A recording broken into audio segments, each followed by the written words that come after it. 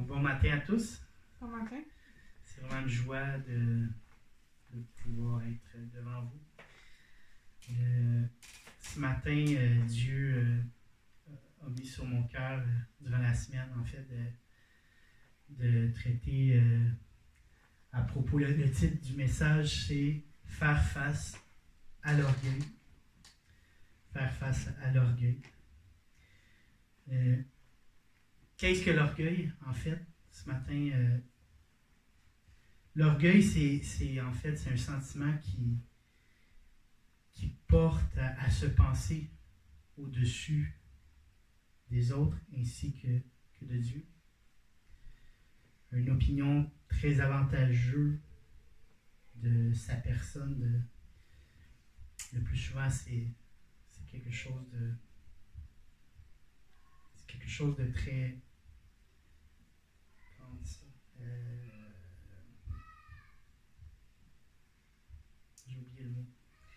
Mais bref, c'est dans le fond, c'est quelqu'un qui considère sa personne comme au-dessus de ce qu'elle vaut vraiment. La Bible dit dans Romains 12:3, « Par la grâce qui m'a été donnée, je dis à chacun de vous de n'avoir pas de lui-même une trop haute opinion, mais de revêtir les sentiments modestes selon la mesure de foi que Dieu a départie à chacun. »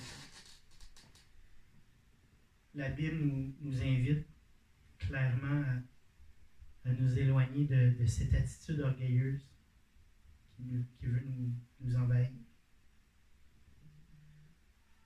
C'est un appel ce matin vraiment à porter le sentiment de Dieu. Être revêti de ce que Dieu a pour nous ce matin. Et ce matin, j'avais un texte que Dieu avait déposé sur mon cœur.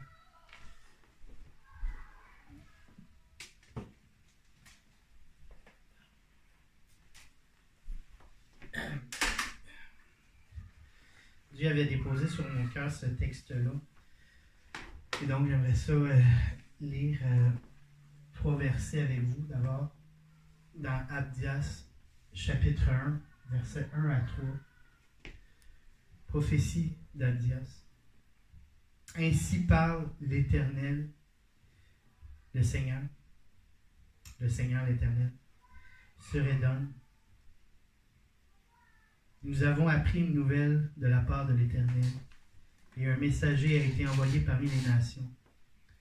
Levez-vous, marchons contre Édom, pour lui faire la guerre. Voici, je te rendrai petit parmi les nations, tu seras l'objet du plus grand mépris.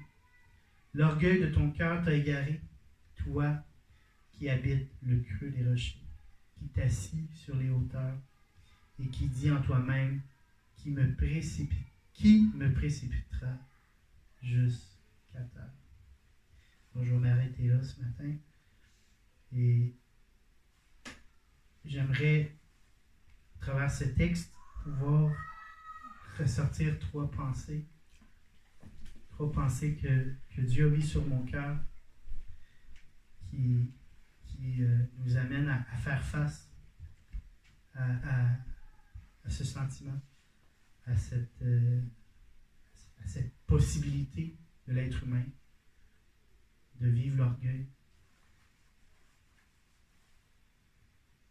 D'abord, j'aimerais juste se mettre un peu dans le contexte de Abdias.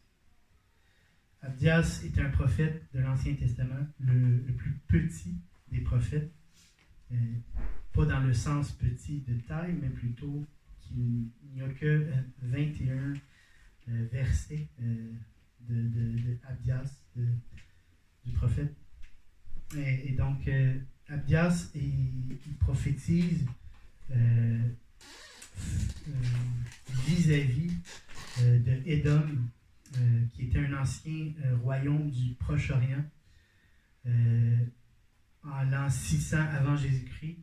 C'était situé au sud-est de la mer Morte, dans l'actuelle Jordanie. Peuplé par les Édomites, descendants bibliques d'Ésaü, frère de Jacob, ce royaume était souvent en conflit avec Israël. Il était connu pour sa puissance, son exploitation du cuivre et sa localisation stratégique. Dans le fond, le terme Édom signifie en hébreu rouge.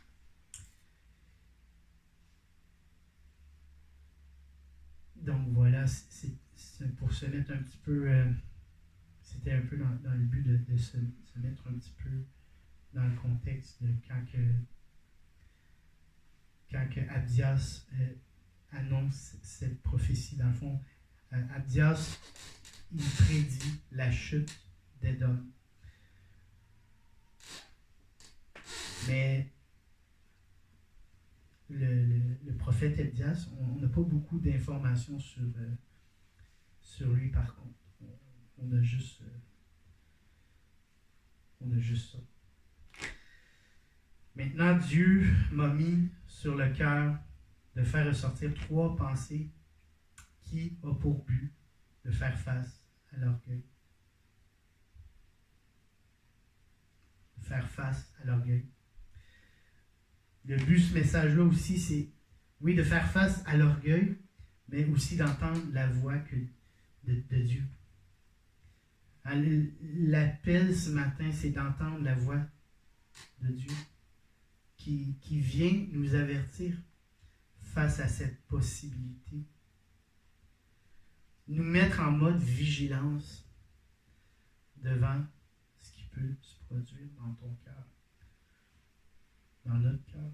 On voit dans Proverbe 4, verset 23, « Garde ton cœur plus que toute autre chose, car de lui viennent les sources de la vie. » Proverbe 4, 23. Ce matin, c'est vraiment un appel à veiller sur notre cœur. Proverbe 16, verset 18, « L'arrogance précède la ruine et l'orgueil précède la chute. » L'une des premières fautes que l'être humain a fait face à Dieu a été d'essayer d'être indépendamment de Dieu, de vivre sans Dieu. Donc la première pensée ce matin que Dieu a mis sur mon cœur, c'est ainsi parle le Seigneur. C'est ainsi parle le Seigneur. Je crois que Dieu communique ce matin cette pensée, cet appel à entendre sa voix. Parce que l'orgueil veut tenter de briser cette relation qu'on peut avoir avec Dieu. Mais le Seigneur a dit, le Seigneur a parlé, le Seigneur veut communiquer. Dieu est toujours le même, Dieu communicateur.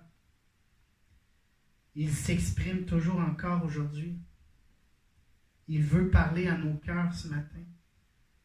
Peu importe ce qui se passe dans notre vie, Dieu communique. Dieu veut relever.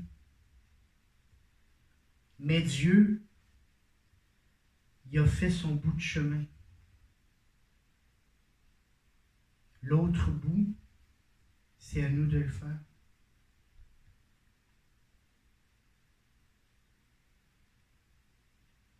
La relation doit être en place.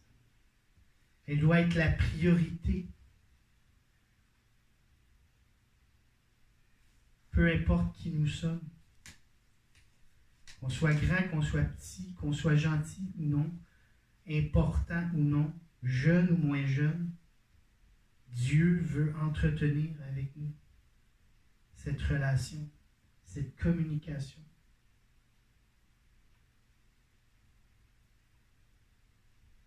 Mais ça commence par passer par-dessus notre orgueil,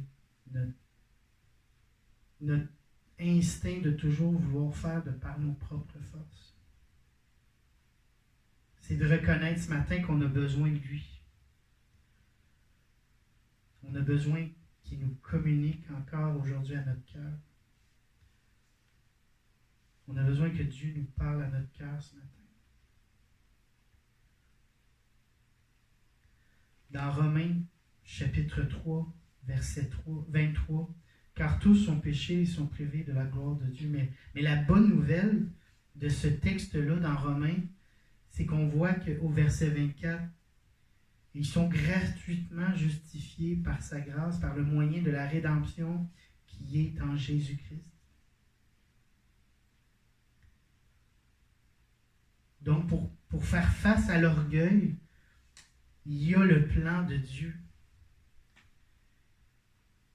Pour faire face à l'orgueil, il y a ce plan que Dieu a mis pour toi.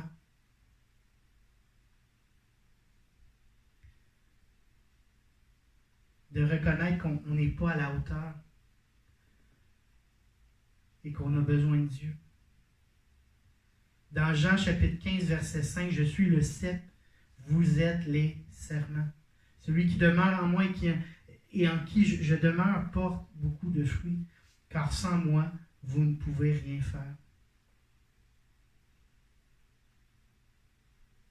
Il y a deux images ici que Jésus utilise qui sont intéressantes.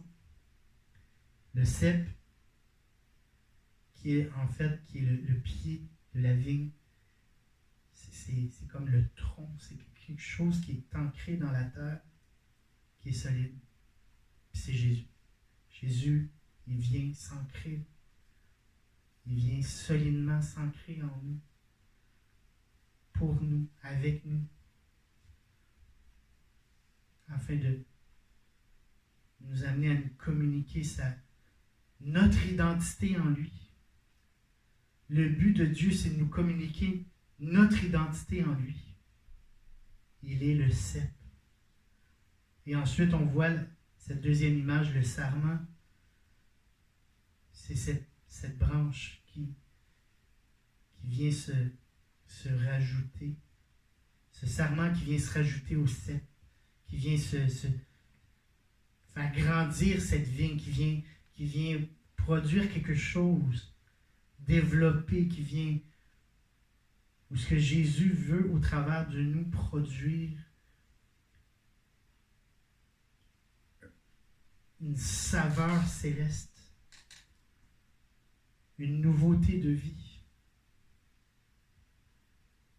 Et le but de cette image, le but de cette parole, c'est tiens-toi toujours à proximité de Jésus. Il est le tronc. Cette relation va être le solide fondement. C'est en quoi on va s'ancrer pour faire face à l'orgueil. Pour faire face à ce qui veut nous éloigner de Dieu. Il veut nous amener toujours plus proche de lui par sa présence.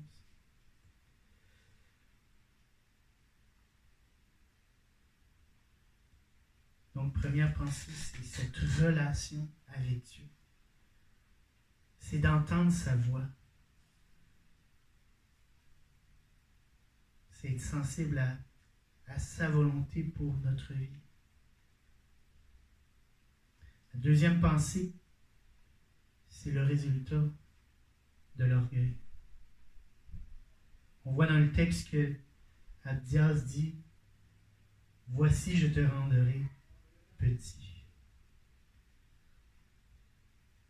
Voici, je te rendrai petit. » Et alors que je pensais à ce sujet, à ce texte cette semaine, m'est venue cette histoire. Et je ne sais pas pourquoi, moi, les pots de cornichons m'ont toujours interpellé beaucoup. Mais il y a, à un moment donné, cette femme qui demande à son époux « Peux-tu m'ouvrir le pot de cornichons? Je ne suis pas capable. » Puis là, le mari, il prend le pot de cornichons puis il essaye de l'ouvrir, mais ça ne marche pas. capable. Puis là, ben, il y a le fils aîné qui passe à côté du père. Là, il prend le pot de cornichon, puis là, il ouvre.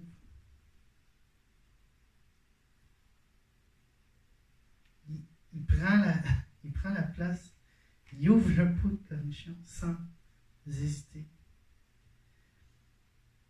Et là, il y a le mari, le père de famille, il y a cette impression de faiblesse, d'incapacité, de jalousie.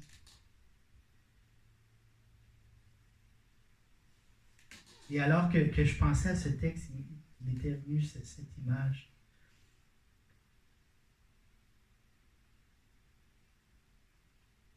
L'orgueil produit cette impression en dedans de nous de petitesse, de faiblesse, de jalousie, inconsciemment. Ça nous amène à nous éloigner, à nous égarer,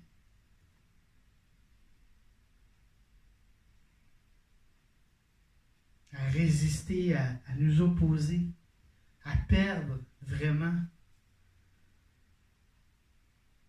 à perdre le sens, à mépriser la réussite de l'autre. Parce que la vérité, à ce moment-là, quand cette histoire-là, j'ai vu mon fils ouvrir le pot de cornichon,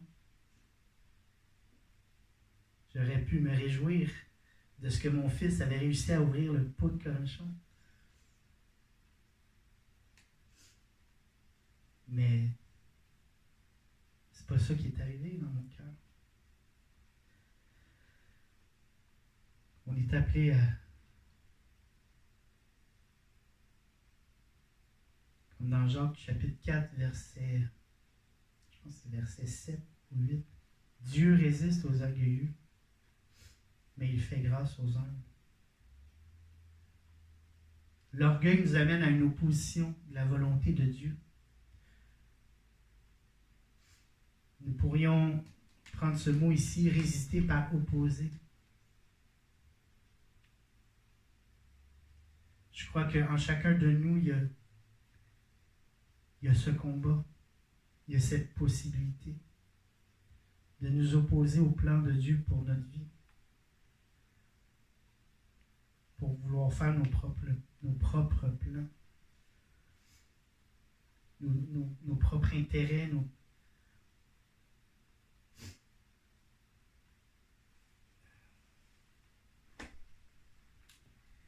On voit dans Romains 7, verset 19, l'apôtre Paul dit quelque chose de très intéressant. Car je ne fais pas le bien que je veux, et je fais le mal que je ne veux pas.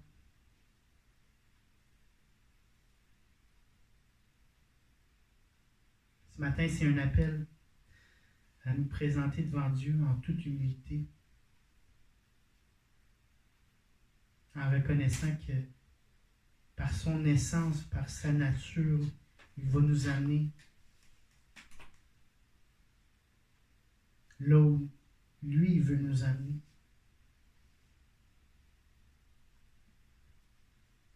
C'est sa nature qui va nous amener là où on est appelé à aller.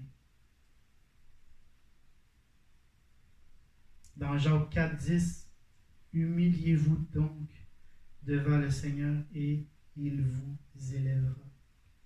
Dieu lui-même va nous relever. Dieu lui-même a envoyé son Fils.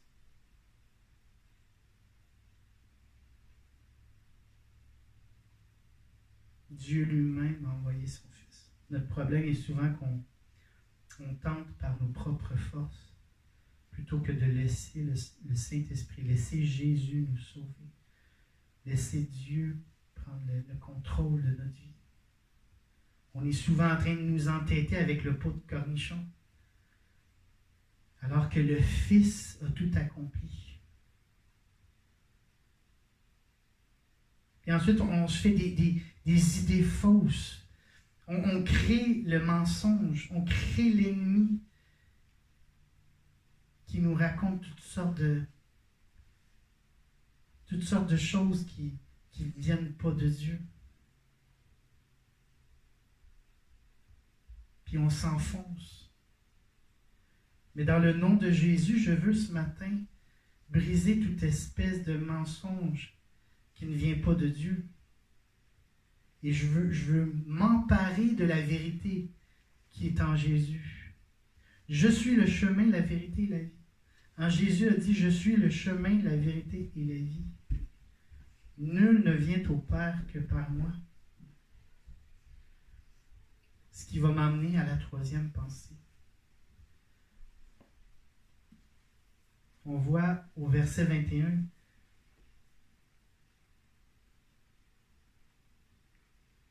des libérateurs monteront sur la montagne de Sion pour juger la montagne d'Ésaü, et à l'Éternel appartiendra le règne. Le règne de Dieu. On a besoin du royaume de Dieu. On a besoin de se laisser saisir par le royaume de Dieu.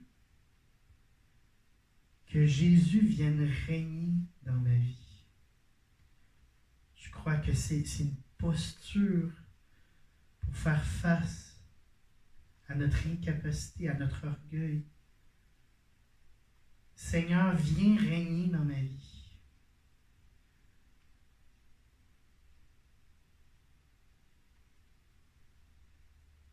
Le Fils ouvre les portes du ciel pour la manifestation de sa présence dans nos vies. Le royaume de Dieu se manifeste alors que nous lui soumettons toute notre vie, toute notre pensée. Le Fils qui ouvre le pot de cornichon ce matin. On laisse le royaume de Dieu rentrer dans notre vie, l'envahir.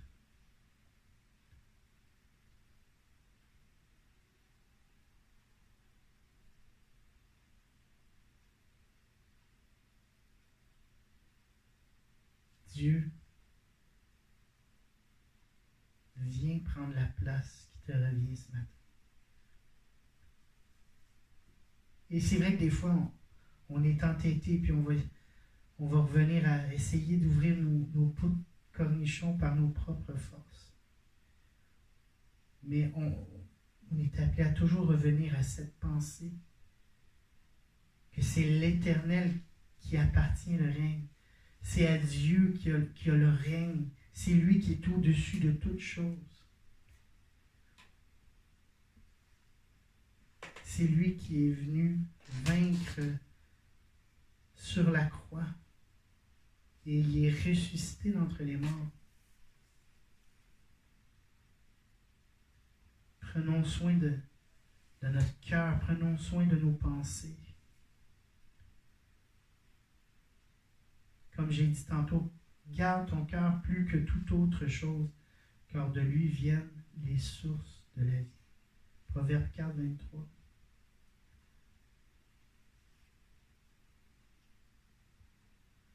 On a besoin de nous humilier devant le Seigneur afin qu'il nous relève.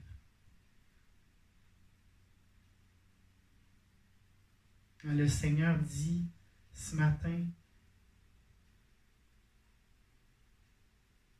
on a besoin de cette relation, de cette communion. Nous sommes appelés à cette communion avec Dieu pour faire face à ces impressions qu'on n'a pas besoin. On n'a pas besoin d'aide, on n'a pas besoin de Dieu. Alors, ce matin, c'est vraiment un appel à recevoir cette aide que Dieu peut nous donner dans notre entêtement. C'est ce salut ce matin que nous sommes appelés à expérimenter.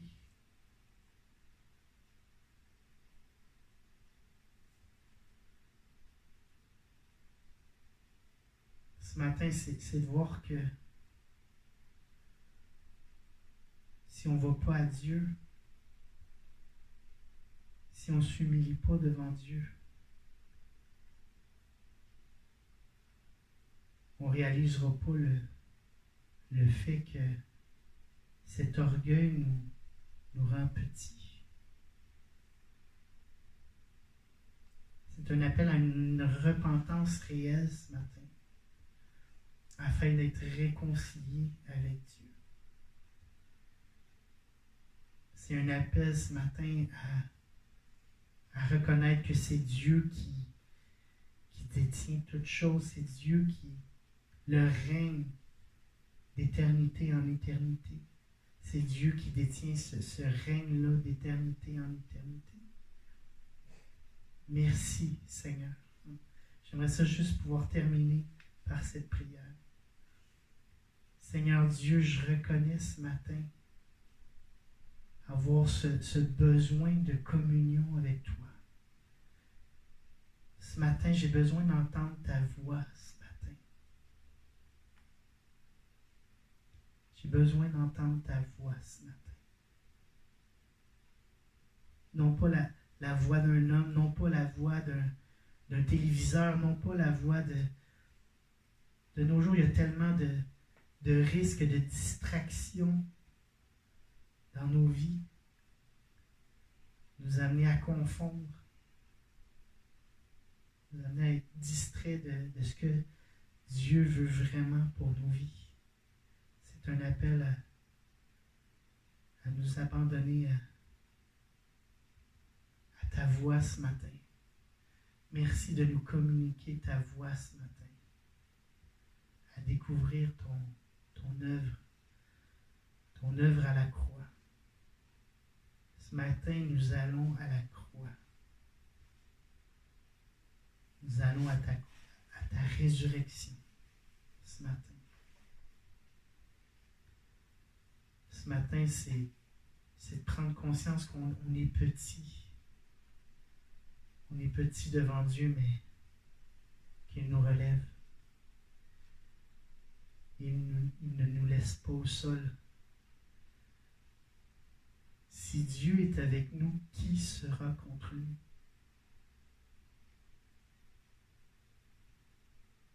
On est appelé ce matin à nous humilier devant lui. Et il nous élèvera.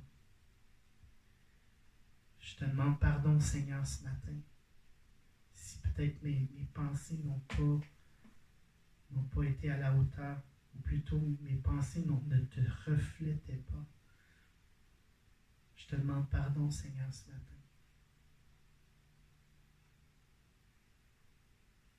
Seigneur Dieu, c'est toi qui appartient le règne. C'est toi qui détiens le dénouement. C'est toi qui est au contrôle de toutes choses. Et nous voulons nous soumettre à ta volonté ce matin. En toutes choses, nous voulons nous soumettre à toi, à ton plan pour nos vies. Merci, Seigneur, de nous remplir de ton Saint-Esprit ce matin. Merci de nous renverser ce matin par ce message. Merci, Jésus, de venir nous mettre une paix ce matin. Une paix c'est pas une paix du monde, mais c'est une paix céleste, une paix éternelle que toi seul peux donner ce matin. Merci. Et c'est dans le nom de Jésus que je t'ai prié. Amen.